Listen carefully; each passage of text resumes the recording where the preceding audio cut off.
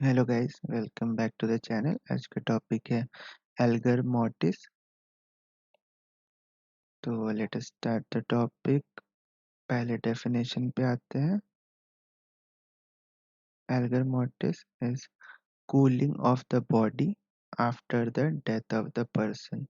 Death हुआ, फिर cooling is algor until it reaches. कब तक कूलिंग होगा? तो जब तक it reaches the surrounding environmental temperature. ठीक है।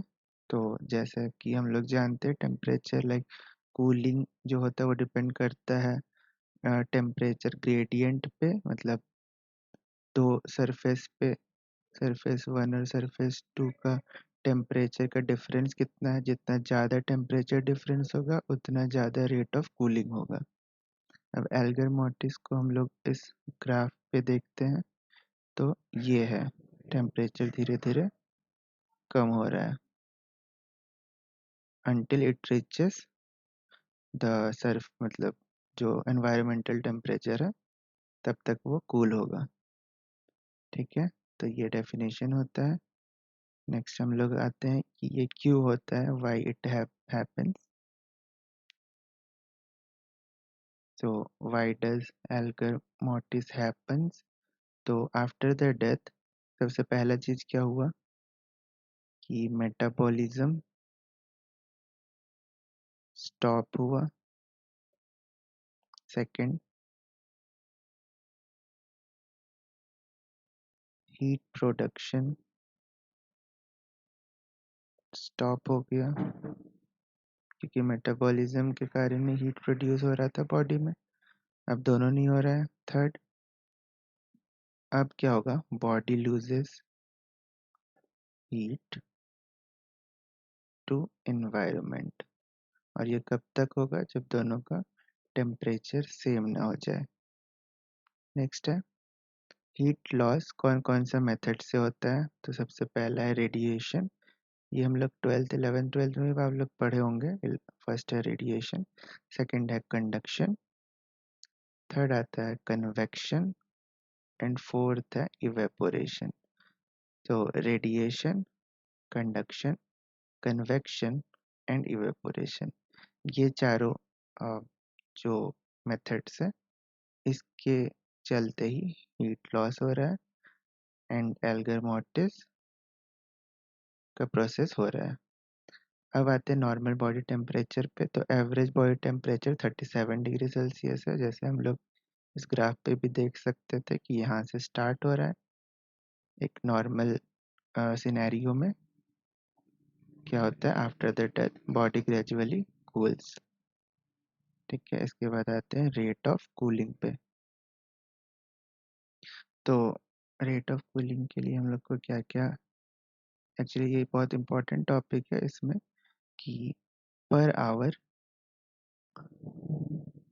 रेट ऑफ कूलिंग हम लोग डिफाइन करते हैं कि पर आवर 0.5 से 1 डिग्री सेल्सियस फॉल होता है टेम्परेचर का, फॉल ऑफ टेम्परेचर।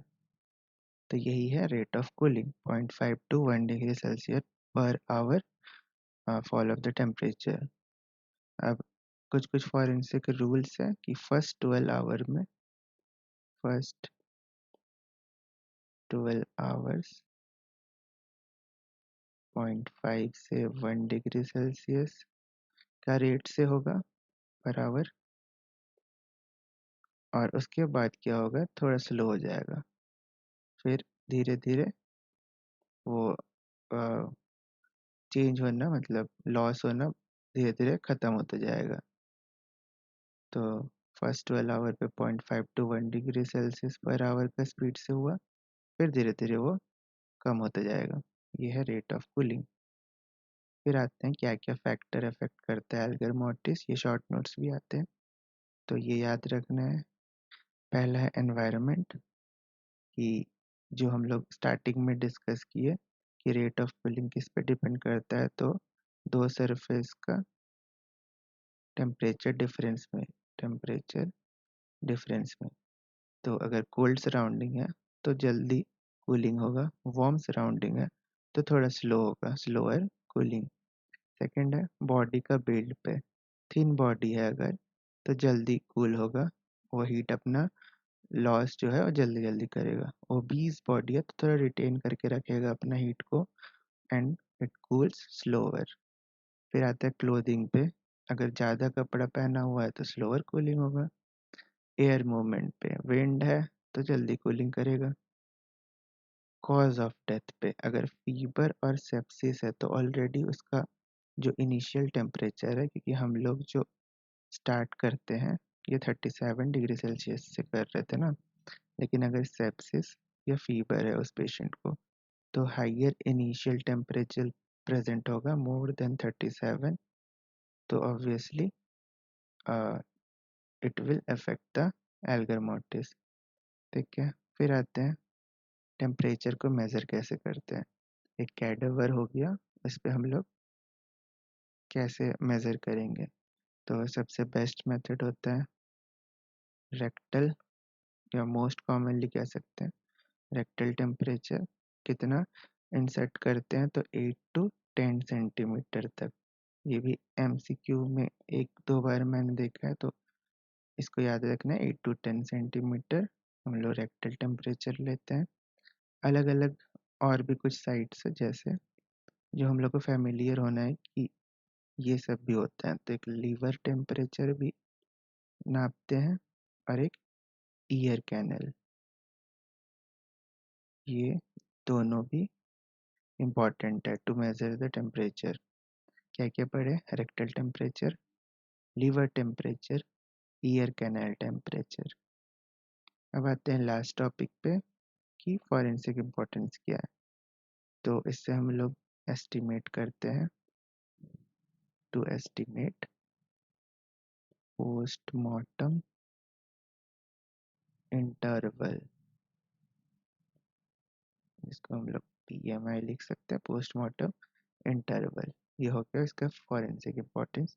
तो ये काफ़ी शॉर्ट सा एक टॉपिक था जो कि ऑब्वियसली इम्पॉर्टेंट है, सबसे इम्पॉर्टेंट हो जाता है कि यहाँ पे इसको पहचानना। कभी कभी ये ग्राफ दिया रहता है एमसीक्यू के तौर पे एंड आपको डिफरेंट डिफरेंट डिफरेंट प्रोसेस उसमें पहचानना है, तो इसमें हम लोग का लाइवर मोर्टिस, एल्गर मोर्टिस और राइगर मोर्टिस हम लोग इसमें देख सकते हैं, जिसमें हम लोग अभी पढ़े एल्गर मोर्टिस, और वो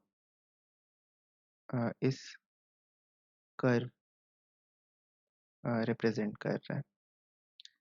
फिर हम लोग अलग अलग मेथड ऑफ हीट लॉस देखें and rate of cooling important है, rate of cooling, factors affecting algor mortis. तो इसमें हम लोग ये पीडीएफ भी आपको कमेंट सेक्शन या फिर डिस्क्रिप्शन में इसका पीडीएफ का लिंक मैं दे दूंगा, फिर आप लोग डाउनलोड कर सकते हैं, क्योंकि इसमें just the important stuff he है जो कि आप लोग को आना चाहिए। So thank you.